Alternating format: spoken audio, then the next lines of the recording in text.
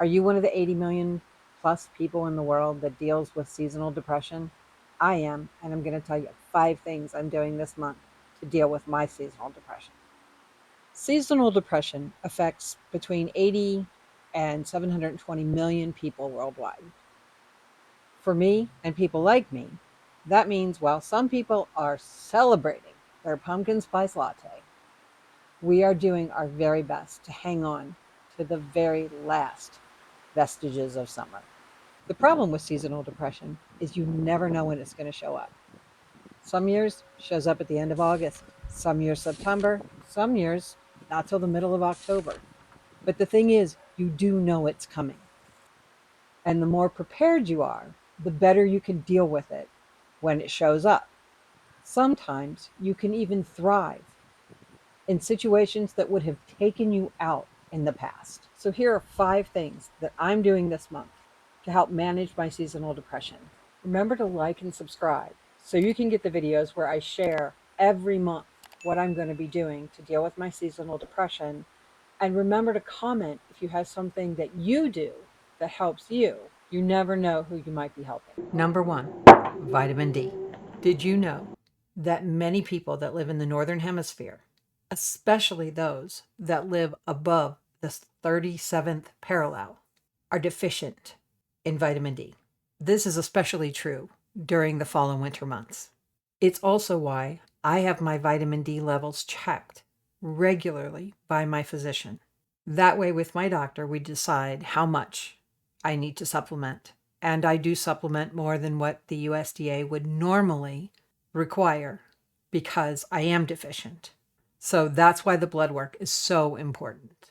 Please check with your doctor before starting any supplements and do everything you can to get outside to get all the sun and fresh air you can in this season. Number 2, SAMe. This one again is under the purview of my doctor, but SAMe helps lift my mood. And if you've ever found yourself spending days on the couch with zero motivation, zero energy, especially at this time of year, SAMe might be something you want to explore with your doctor. I only take it during the colder months of the year, and when it starts to get warm again in spring, then I'll stop. Number 3, reassess my diet. Summer's a time of cookouts, lots of fresh fruit, fresh vegetables, lots of cooling foods. As the days get colder, people want to be cozy. They want their comfort foods. And diving into those, while it can feel wonderful, it can do terrible things with your depression if those comfort foods are not healthy. Now, this is a very individual journey when it comes to health. Everybody's body is different, and I believe we all need different things. For me, it's all about the crock pot. I know some people hate the crock pot, and I have to tell you, it is a game changer for me because I can make really delicious, nutritious meals in a very short period of time. It takes a few minutes to throw it together. And I'm not talking about freezer meals where everything is just mush. I'm talking about meatballs and some type of sauce. And then I usually make the pasta or rice or potatoes or whatever we're having separately. Easy soups, I can do that. I can put together at least a dozen soups in a crock pot. So like and subscribe if you want to learn more about those soups, because I'll be sharing those recipes in the coming weeks. As a matter of fact, while I was working on the script for this video, I had a crock pot of chili that was simmering, and it was so nice to be able to just finish up and then go have a meal and not have to cook it after I'd worked all afternoon. The recipe for that is in the pinned comment, so be sure to look for that. Number 4, let there be light. If you've studied seasonal depression, then you know a big part of the problem is that there's less light outside. To counteract that, I try to bring more light inside. Recently, my youngest son helped me to repaint this room, and we added lights that I can change. I mean, I can go to yellow, go to red, green. I don't think I look very good in the green. Blue, not bad, but right now I'm kind of loving the purple. So, are they practical? No, but they bring me joy. I absolutely love them. I also like candles in other parts of the house, particularly the kitchen in the morning when I'm in there and I'm journaling and things like that. It just brings a little extra warmth and a little extra light into the room, and it makes me happy. And then there's also my salt lamp. And what I love about my salt lamp is when I come down the stairs in the morning and it's dark, and especially when it gets to be colder, there's something about that warm light of the salt lamp that I'm not walking into a cold, dark room when I hit the bottom of the steps. That just makes me feel better. Number 5, treat yourself. This can be the most difficult thing to do when you're feeling really down in the dumps. So, this is also why I make lists.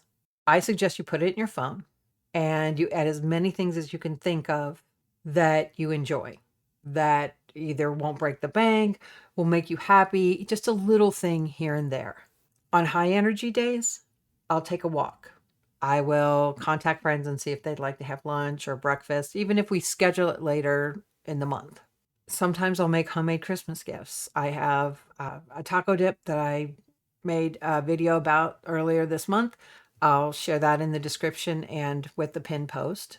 For lower energy days, I make a list of movies and TV shows that I like to watch. Some of them I'm watching again, some of them I'm watching for the first time because they've been recommended. I also like to have snacks on those days. And to avoid overindulging in snacks, which can be a real problem when you're depressed that you just eat and eat and eat, you don't realize how much you've eaten. I buy my snacks in individual bags. And here's the thing with that. It is more expensive, but in the long run it does actually save me money and lots of calories. Because if there's a big bag of chips in my pantry, every time I go into the kitchen, I'm tempted to take a handful. When they're in individual bags, I will open one bag and I'm satisfied 90% of the time.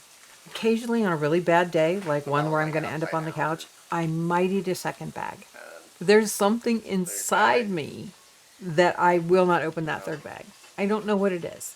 I really don't know what it is, but that keeps me from overindulging in my treats, but I still get my treats and I still get that satisfaction from those treats. If you have a favorite way to treat yourself, again, please comment. Put it in those comments because you never know who you might help with what you share. These are just some of the things that I do from August, September through spring to keep up my mood, to keep myself going, to keep myself from those downward spirals if you deal with seasonal depression that we can have. The plan right now is to share a video every month of at least 5 things that I'm doing to keep my spirits up, to keep myself going, and to keep my mood where I really would like it to be. I have had, since I started doing this, most of my winters have been so much more manageable. And that's what I want for you. I want you to be able to manage through this. I want you to be able to know that you may have it. And there may be days where you get nothing done, but I want us to help each other. And also, if you want to help each other, I suggest that you like and subscribe the video so that you can get more content like this, so we can continue to keep sharing with one another. And if you really want some help with your journey, you can schedule a free discovery call with me. They're 15 minutes long, and we can put together your seasonal depression coping kit. I will help you with the things that I've talked about. It's not a substitute for medical intervention if you need it, but it can help you manage your seasonal depression better, and that's what we all need.